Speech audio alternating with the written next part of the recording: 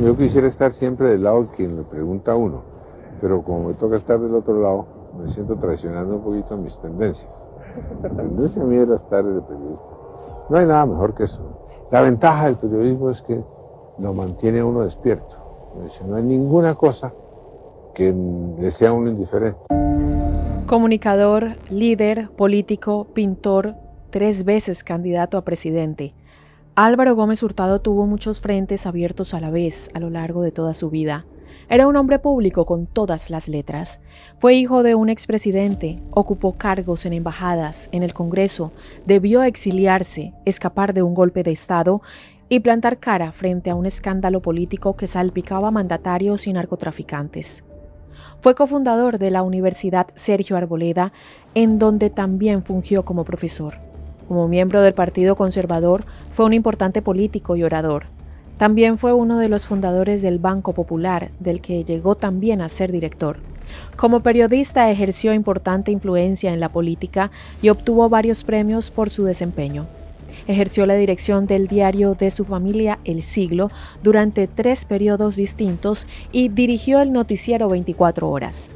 Retirado de la política, Gómez atacó en sus últimos años de vida al gobierno de Ernesto Samper por el proceso 8000 a través de los medios periodísticos de los que era propietario. La exposición lo dejó a merced de represalias.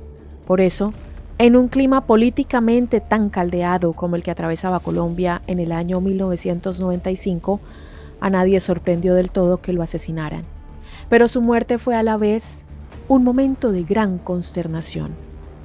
Fue ultimado por desconocidos en su vehículo a la salida de la Universidad Sergio Arboleda el 2 de noviembre de 1995. Las versiones sobre los móviles de su asesinato son múltiples e involucran al gobierno de la época, a narcotraficantes, miembros de la clase política y hasta paramilitares. Su asesinato fue declarado como de lesa humanidad en el año 2017, por lo que la investigación de su homicidio no prescribirá jamás. En 2020, las FARC-EP se atribuyeron su muerte ante la Jurisdicción Especial para la Paz, hecho que se encuentra en investigación. Nadie pagó directamente por el magnicidio de Gómez Hurtado. A casi 30 años todavía no se pudo desenredar la compleja trama que llevó a su muerte y que pudo haber escalado hasta lo más alto del poder. ¿Quién mató a Gómez Hurtado? ¿Por qué lo asesinaron? ¿Qué representaba? Bienvenidos a mi canal, mi nombre es Adriana Chilito. Es un gusto tenerlos aquí y poder compartir con ustedes este espacio en el que compartimos los sucesos más importantes de Colombia, Latinoamérica y el mundo. En las redes sociales, Instagram, Facebook y Twitter me encuentran como @lachilito, en TikTok como @lachilito1. Compartan este contenido con sus amigos, familia, para que esta comunidad crezca y podamos entender lo que sucede en la dinámica social, tomando como referencia los hechos históricos de nuestro país principalmente. Comenzamos.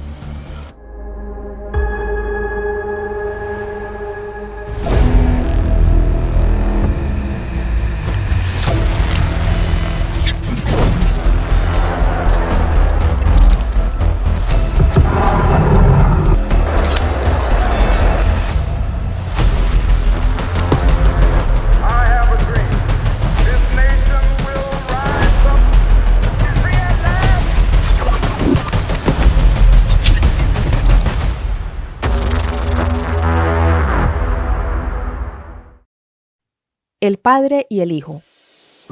Álvaro Gómez Hurtado nació el 8 de mayo de 1919 en Bogotá. Bogotá es la capital de Colombia y del departamento de Cundinamarca. Está constituida por 20 localidades, en donde cada una tiene su propio alcalde, al cual se le denomina alcalde menor, y una junta administradora local JAL. Es el epicentro político, económico, administrativo, industrial, artístico, cultural, deportivo y turístico del país. Bogotá fue fundada como capital el 6 de agosto de 1538 por el conquistador español Gonzalo Jiménez de Quesada después de una expedición a los Andes.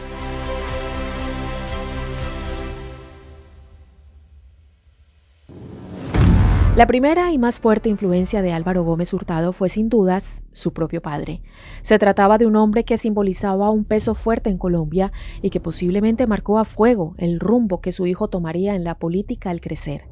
Cuando Álvaro nació, Laureano Gómez, su padre, ya había sido diputado de la Asamblea Departamental de Cundinamarca, representante a la Cámara y cultivaba un perfil de dirigente político con carácter fuerte. Al padre de Álvaro Gómez Hurtado lo apodaban el hombre tempestad, el tribuno del siglo XX, el monstruo. Y esos eran los alias que le ponían sus partidarios, ya que para quienes se le oponían era el basilisco, en referencia a la criatura de la mitología griega de aliento venenoso. Pero volvamos a Álvaro, el tercero de 4 hermanos, que pasó algunos años de su infancia fuera de Colombia, radicado en Argentina, mientras el padre oficiaba como embajador en Buenos Aires. La familia tenía una clara tendencia conservadora y en ese espacio del espectro ideológico de la época se ubicó primero el padre de Gómez Hurtado y luego él mismo. Otra vez de regreso en Bogotá, el protagonista de nuestra historia de hoy fue creciendo en una casona ubicada en la capital y estudió en el Colegio Mayor de San Bartolomé, una institución calificada como de élite en la capital colombiana. Entre los años 20 y 30, Álvaro creció y también lo hizo la influencia de su padre en la política del momento. Laureano Gómez perfilaba sus objetivos a la presidencia, pero por entonces cambiaba constantemente de ubicación geográfica por sus cargos diplomáticos. Así, Álvaro completó sus estudios un poco en París y más tarde en Bruselas y Berlín. Eran una familia nómada, pero con todas las comodidades que implicaba pertenecer a la cúpula diplomática de nuestro país. Ya para los años 40, Gómez Hurtado escogió la carrera de Derecho o Ciencias Jurídicas que cursó en la Pontificia Universidad Javeriana, donde se formaron muchos de los políticos de renombre del país. Su tesis de abogado fue publicada en 1941 y se tituló Influencia del estoicismo en el derecho civil. Él era un joven inquieto, curioso, encandilado por las posibilidades que se abrían ante él, tanto en el mundo del derecho como del arte. Había comenzado a pintar y encontraba esa actividad catártica, como un bálsamo entre los exámenes finales y las discusiones políticas que surgían a toda hora. Fue mientras desarrollaba sus estudios que Gómez Hurtado comenzó a trabajar nuevamente bajo el ala y la influencia inequívoca de su padre. Para entender el contexto de aquel primer trabajo, vale remarcar que debió existir una ruptura, un conflicto entre familias que aceleró los acontecimientos. Ocurre que los Gómez y los López Pumarejo eran 2 apellidos que por muchos años habían sido cercanos y camaradas, pero Laureano Gómez y Alfonso López Pumarejo, los 2 patriarcas, tuvieron sus diferencias. Irónicamente o no, ambos llegarían con el correr de los años a ser presidentes del país. En 1936, el padre de Álvaro Gómez Hurtado fundó el diario El Siglo y en ese lugar su hijo comenzó a dar los primeros pasos como periodista. Un oficio que lo acompañaría toda la vida y también marcaría, se cree, su muerte. Desde ese medio de comunicación, los Gómez Hurtado iniciaron una dura crítica a las políticas liberales que se lanzaban desde el gobierno de, por supuesto, Alfonso López Pumarejo. Aquel viejo aliado de la familia que ya no lo era. Vale decir que al comienzo, el rol del joven Álvaro estuvo más vinculado con su actividad artística que con su militancia política. Empezó como caricaturista del diario y tradujo documentos y artículos para publicaciones. Finalmente se lanzó a la fundación de su propia revista, cuando apenas tenía 19 años. La bautizó Revista Colombia y se enfocó particularmente en temas culturales. A Gómez Hurtado le interesaba todo lo que tuviera que ver con las distintas formas de arte, pero poco a poco otro asunto fue reclamando su atención: la política. Después de todo, desde pequeño había estado en contacto con ella. Además de la presencia permanente de su padre como faro político familiar, por el lado de su rama materna, Álvaro también tenía a quienes escuchar. Su madre, María Hurtado de Gómez, pertenecía a una larga tradición de líderes políticos que se remontaba hasta sus abuelos. En su árbol genealógico aparecían los distintos apellidos que representaban los círculos aristocráticos y tradicionales del país. Así fue que Álvaro comenzó dando sus primeros pasos políticos en el Consejo de Engativá, en donde empezó a trazar, también sus primeras alianzas políticas y contactos que lo llevaron en 1942 a ser representante a la Cámara por Cundinamarca. A su modo, empezaba a transitar una carrera despegada de la tradición de sus ancestros, a dar los pasos en su propio camino, a hacer su propio nombre. Primeros pasos en política. Dicho esto, sus primeros cargos importantes nos retrotraen otra vez a la experiencia de su padre, porque rápidamente Álvaro pasó a ser diplomático. Fue su puerta de entrada a la carrera política que lo llevaría a soñar con la presidencia como un camino en el que las huellas de su padre aparecían, aún frescas, por delante de las suyas. En su currículum de aquellos primeros años figura el haber sido ministro plenipotenciario. Bajo ese cargo viajó en diferentes ocasiones a conferencias internacionales en ciudades como La Habana. También fue embajador ante las Naciones Unidas y en Suiza y Roma. La década del 40 transitaba sus últimos años y un acontecimiento cambió el rumbo tanto de la historia colombiana como del ordenado sendero político que Álvaro Gómez Hurtado transitaba. Un magnicidio y una serie de fuertes disturbios sacudieron a Colombia en los hechos conocidos como el Bogotazo. El asesinato del líder liberal Jorge Eliezer Gaitán precipitó acontecimientos que incluyeron una ola de protestas, represión y un número aún incierto de muertos en las calles. Se recrudeció el periodo de la violencia por una década entera y aquello, en retrospectiva, parecía el prototipo del conflicto armado que pondría a Colombia contra las cuerdas durante las décadas por venir. En el microclima de la vida de Álvaro Gómez Hurtado, el Bogotazo pegó fuerte. Aunque había sido reelegido para representar a su municipio en la Cámara, el Congreso fue cerrado por el entonces presidente Mariano Ospina Pérez en medio de un clima de desborde social que amenazaba con arrasarlo todo. El diario El Siglo fue atacado en medio del Bogotazo y su fundador, Laureano Gómez, debió exiliarse.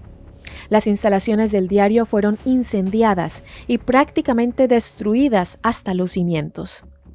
Por esos años agitados, Álvaro quedó a cargo de la publicación y más tarde tomó las riendas del medio de comunicación su hermano Enrique. Debieron pasar varios años hasta que el clima se aplacara un poco y fue entonces cuando Álvaro vio a su padre convertirse en presidente del país. Fue entre los años 1950 y 1953, aunque la avanzada edad de Laureano Gómez lo obligó a dar un paso al costado en la presidencia y entregarle el cargo a su canciller Roberto Urdaneta. En ese contexto variable, pero en el que su familia se había convertido en el eje central de la política colombiana, Álvaro Gómez Hurtado quiso volver al Senado, pero fue rápidamente convocado por el presidente para ser embajador en Italia. Allí se encontraba Álvaro, muy lejos de Colombia, cuando otro hecho histórico torció el rumbo de los acontecimientos y también lo empujó a recalcular sus aspiraciones. El golpe de Estado que estalló bajo el mando de Gustavo Rojas Pinilla el 13 de junio de 1953 movió completamente la realidad que hasta ese momento conocía Gómez Hurtado. Rojas Pinilla tomó el poder en la mañana del 13 de junio cuando Laureano Gómez regresó a la Casa de Gobierno luego de una larga convalecencia en el hospital. La insurrección fue apoyada por el rival de Laureano, el expresidente Mariano Ospina Pérez. De pronto, Gómez Hurtado no tenía patria segura a la cual volver. Como embajador tenía cierto trato preferencial, pero temía por su seguridad y la de su familia. Una escolta militar lo acompañó hasta el aeropuerto y Gómez Hurtado debió actuar rápido para solicitar asilo político en España, en donde el gobierno estaba liderado por Francisco Franco.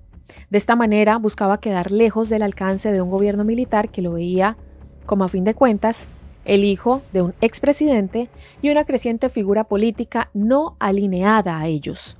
Desde allí, Gómez planteó como fin a la violencia bipartidista y mecanismo democrático transicional a la dictadura el sistema de alternación conocido como Frente Nacional.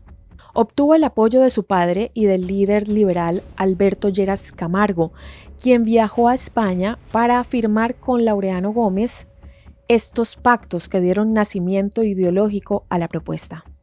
Hemos abordado ya en un video anterior todo lo relacionado con el Frente Nacional. Igualmente voy a dejar el link en la caja de descripción. Con el correr de los años, eventualmente, acabaría el gobierno de Rojas Pinilla y Gómez Hurtado regresaría al país. Con el apoyo de la Junta Militar de corte conservador que dejó a cargo Rojas a manera de transición, el 1 de diciembre de 1957 se aprobó la implantación del sistema bipartidista mediante un plebiscito trascendental en la historia del país. Los Gómez apoyaron la candidatura del liberal Alberto Lleras, que fue elegido presidente en 1958. Al mismo tiempo, Gómez fue elegido senador para el periodo 1958-1962 y volvió a dirigir el diario familiar entre 1957 y 1966. A pesar de esto, y como si se tratara de un sello indeleble, la sombra de la amenaza había quedado para siempre posada sobre el apellido de Álvaro. Parecía que, a donde fuera, estaba bajo la mira, y así sería hasta el final de sus días. Pero para ese momento aún quedaba un largo camino por recorrer que incluyeron los sucesivos intentos del líder político por alcanzar la presidencia. El secuestro. En un libro cuyo título adelanta el final de esta historia, El magnicidio de Álvaro Gómez Hurtado, de Gilberto Ramírez Espinosa y Juan Sebastián Pacheco, cuentan que al regreso de la familia Gómez de un forzoso exilio en Nueva York y luego en Barcelona, la creciente política en Colombia no tardaría en caer sobre ellos. Para una muestra, vayamos al año 1988, cuando bajo la presidencia de Virgilio Barco, Álvaro Gómez sería víctima de un secuestro por cuenta de la organización insurgente Movimiento 19 de Abril, M19, la cual delinquía en ese entonces en alianza con otros grupos subversivos bajo la coordinadora guerrillera Simón Bolívar. Esta había sido creada un año antes. Los autores del mencionado libro, que se adentran en las décadas que le siguieron al regreso de Gómez Hurtado en Colombia, dan cuenta de que el secuestro duró 2 meses y en ese tiempo Gómez Hurtado sostuvo correspondencia con el máximo líder del M19, Carlos Pizarro. Justamente tenemos un video muy interesante con la vida y trayectoria de Carlos Pizarro. En formato epistolar, ambos mantuvieron un intercambio de opiniones sobre la situación política del país y soluciones al respecto que tendría importantes repercusiones para el futuro inmediato de la política nacional. El 22 de julio de 1988, y bajo el título El M19 cumple su promesa y libera a Gómez Hurtado, el diario español El País dio cuenta de ese importante paso en la libertad de un rehén que preocupaba a la cúpula política colombiana. La crónica periodística mencionaba que cuando aún no se había terminado la ceremonia de instalación del Congreso de la República, Álvaro Gómez Hurtado regresó a su casa y sumaba los siguientes detalles. 2 guerrilleros dejaron al dirigente social conservador secuestrado el pasado 29 de mayo en un restaurante al norte de Bogotá, disfrazado con un bigote postizo y un sombrero cordobés. Gómez Hurtado estuvo allí 40 minutos sin que nadie lo reconociera, ni siquiera el fiscal general que estaba cenando. Hurtado bebió un whisky y caminó solo hasta su casa. Parecía el final de una larga pesadilla, pero la inestabilidad política y social que se cocinaba entre la insurgencia, el gobierno y más adelante los grupos paramilitares y el narcotráfico no tardaría demasiado en volver a alcanzarlo. Por entonces Gómez Hurtado ya era un destacado dirigente del conservadurismo colombiano que había tomado el rol de dirigir dicho partido tras la muerte de su padre en 1965. Luego de varios debates y tensiones, logró imponer su nombre como candidato a la presidencia en 1974. Hay aquí una voluntad de fabricar destino, es decir, de participar en las decisiones que determinan el futuro de nuestro pueblo. Aunque lo intentó en 3 ocasiones, Gómez Hurtado nunca logró hacerse con el cargo.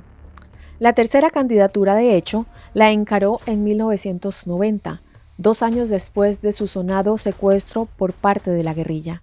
Más allá de nunca haber conseguido la presidencia, cuando se supo de su cautiverio en 1988, todos los ojos del país se posaron en él, y principalmente en qué sería de su suerte. Había sido capturado al salir de una ceremonia religiosa, su guardia fue asesinado y él desapareció de pronto.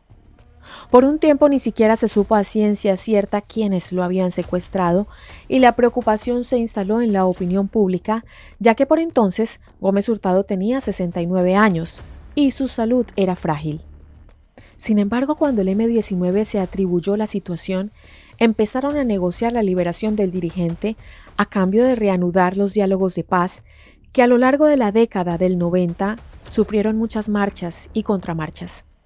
Ya liberado y para su tercer intento de llegar a la presidencia, Gómez Hurtado llevó adelante como lema personal que no maten a la gente. El país ya está entendiendo más política que la que comprendía hace 20 o 25 años, porque no en vano hemos hecho un esfuerzo con el Frente Nacional para civilizar a la gente y para evitar que haya reacciones temperamentales que prescinden completamente del raciocinio. El país se ha vuelto pensante y por eso yo creo que no debo hacer mucho esfuerzo para contrarrestar esa mala prensa que he tenido.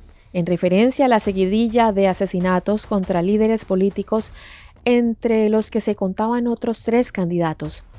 Luis Carlos Galán, mientras asistía a un evento político en el municipio de Soacha, y los líderes de izquierda, Bernardo Jaramillo Osa, de la UP, baleado en el aeropuerto El Dorado en marzo, y Carlos Pizarro León Gómez, que hacía poco se había desmovilizado del M-19 y se sumaba a la esfera política del país. Las historias sobre estos personajes las pueden ver en este canal. Dejaré los respectivos links en la caja de descripción para que vayan, los vean y en el mejor de los casos hagan maratón. Último intento. Gómez Hurtado se presentó por tercera vez a la presidencia en 1990 con un partido independiente al que bautizó Movimiento de Salvación Nacional. Tras una accidentada campaña y en medio de un clima de tensión creciente, quedó ubicado en el segundo lugar, obteniendo el 24.2% de los votos contra el 48.8% obtenido en las urnas por César Gaviria. La amplia diferencia le permitió al presidente electo imponerse en todo el territorio y marcó el final de los intentos de Gómez Hurtado por alcanzar el lugar más alto de gobierno. En los últimos 5 años, desde su intento final por ser presidente hasta el momento mismo en que fue asesinado, Gómez Hurtado centró gran parte de sus esfuerzos en promover los acuerdos de paz que a lo largo de esa década se fueron ensayando y en algunos casos concretando. Asistió a la cumbre de Usaquén, una mesa de diálogos en la que se firmó un compromiso con la coordinadora guerrillera Simón Bolívar y que generó tanta presión en el Estado colombiano que el presidente Virgilio Barco se vio obligado a crear el programa Iniciativa por la Paz. Terminó en la desmovilización en 1990 del M-19 y en 1991 del movimiento armado Quintín Lame, la Corriente de Renovación Socialista y el Partido Revolucionario de los Trabajadores. Las FARC-EP y el ELN no estuvieron en esos diálogos. Pero uno de los mayores aportes que hizo a la historia colombiana fue su participación en la Asamblea General Constituyente que dio por resultado la Carta Magna de 1991, tema abordado en este canal. En nombre de la Asamblea Nacional Constituyente, los presidentes, en representación del pueblo, proclamamos la nueva Constitución de Colombia. Gómez se presentó a las elecciones de diciembre de 1990 como candidato a la Asamblea Nacional Constituyente, siendo uno de los candidatos con mayor votación de la jornada. Gómez fue el 4º candidato más votado de los 188 que se presentaron y fue uno de los 70 constituyentes que obtuvieron una curul en las deliberaciones que se dieron entre febrero y junio de 1991. Fue elegido presidente de la corporación en una figura que compartió con Horacio Serpa Uribe y Antonio Navarro Wolf. A pesar de que Pastrana Borrero, quien también fue elegido en la jornada de 1990, obtuvo más votación que Gómez, fue excluido del partido tripartito para la presidencia compartida de la Asamblea. Como constituyente trabajó por la elección popular de alcaldes, a quienes en principio los elegía el Ejecutivo directamente. Abogó por establecer las bases para crear la Fiscalía General de la Nación y la Procuraduría General de la Nación. De manera indirecta también trabajó en la creación de la Defensoría del Pueblo. Terminadas las labores en la constituyente, Gómez fue designado por el gobierno de César Gaviria como embajador de Colombia ante Francia y estuvo en el cargo de noviembre de 1991 hasta 1993. A medida que la década avanzaba, la situación política se oscurecía cada vez más. Gómez Hurtado no lo sabía, pero estaba transitando los últimos momentos de su vida. El año 1994 lo encontró en el ojo de la tormenta de un escándalo político conocido como Proceso 8000. A partir de 1994 se conocieron las primeras denuncias y poco después se abrió una investigación sobre el entonces presidente Ernesto Samper para saber si había sido financiado nada menos que por el Cártel de Cali en su campaña. Aunque Samper fue absuelto por el Congreso en 2 oportunidades, el caso dejó un sabor amargo generalizado y la evidencia de que de algún modo existía una infiltración de los carteles de droga en la política nacional de ese momento.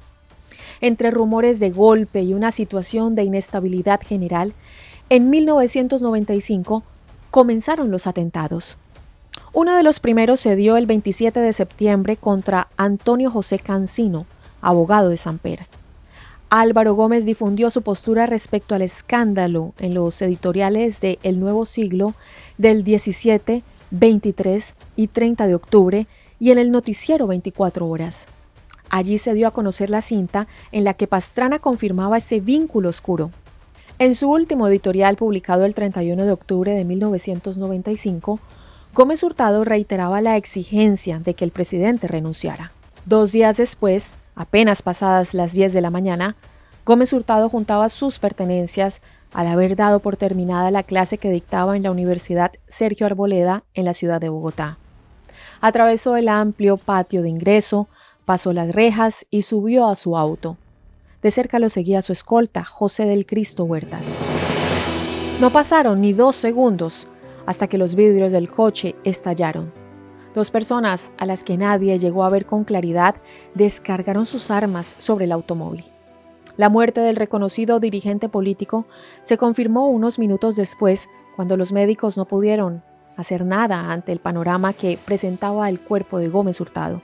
Lo declararon muerto en la clínica El Country, apenas a 10 cuadras de donde había sido atacado. Falleció a los 76 años, la misma edad en la que murió su padre, Laureano, en abril de 1965. El asesinato de Gómez Hurtado, como muchísimos otros en esa época, quedó sumido en la impunidad. Un halo de desconfianza se instaló para siempre alrededor de este hecho. Incluso en 2020, cuando las FARC se atribuyeron el atentado en una carta dirigida a la Justicia Especial para la Paz, el 3 de octubre exactamente, Patricia Linares, presidenta de la Jurisdicción Especial para la Paz, aseguró haber recibido una carta con fecha del 30 de septiembre del mismo año y firmada por los integrantes del secretariado de las FARC, Carlos Antonio Lozada, Pastor Alape y Pablo Catatumbo, adjudicándose el asesinato de Gómez Hurtado. Según lo que indicaba la misiva, Gómez fue asesinado en retaliación a su accionar como senador en los años 60, pues gracias a sus denuncias y declaraciones, el gobierno de Guillermo León Valencia bombardeó las llamadas repúblicas independientes. La versión hace responsable del homicidio a Carlos Antonio Lozada, comandante de la red urbana Antonio Nariño, que operaba en Bogotá entre 1990 y principios del 2000. La propia familia siempre sospechó que había una trama mucho más grande detrás del magnicidio.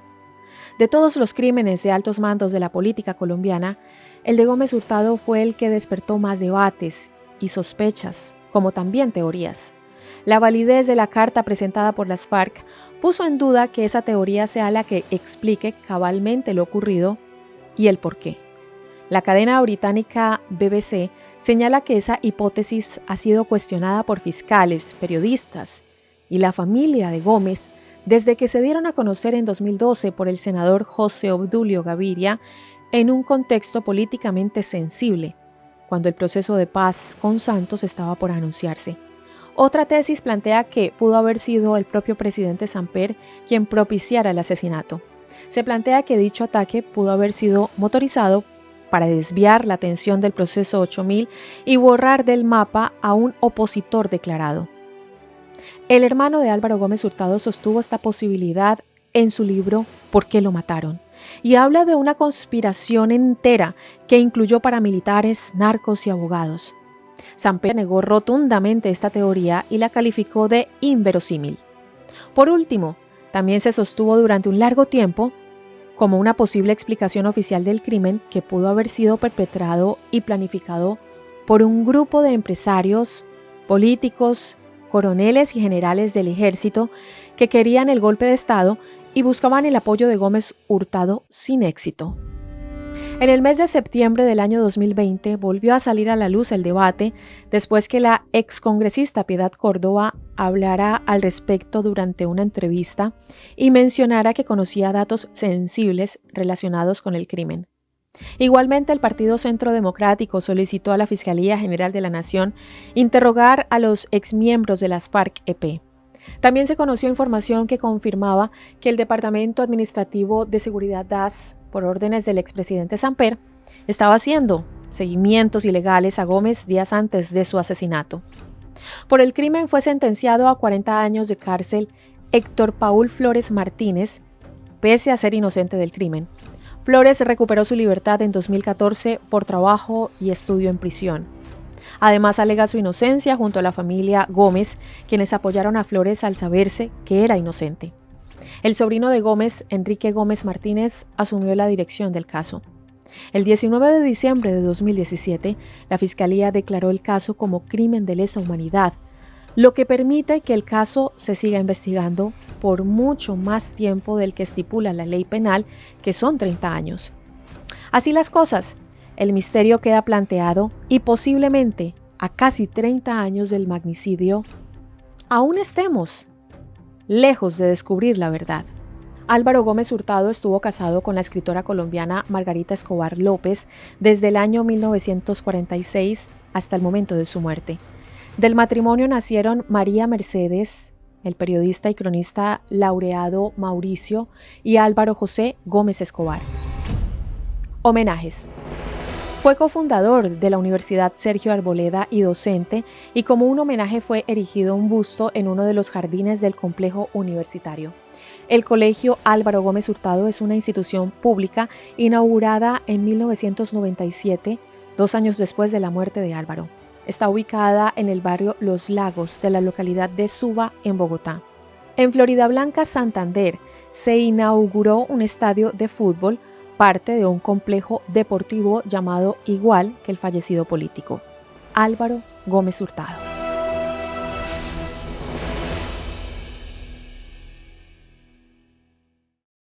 A ustedes gracias por haber llegado hasta el final de esta historia, la vida, trayectoria y asesinato de Álvaro Gómez Hurtado. Si les gusta ese contenido, se pueden suscribir a mi canal.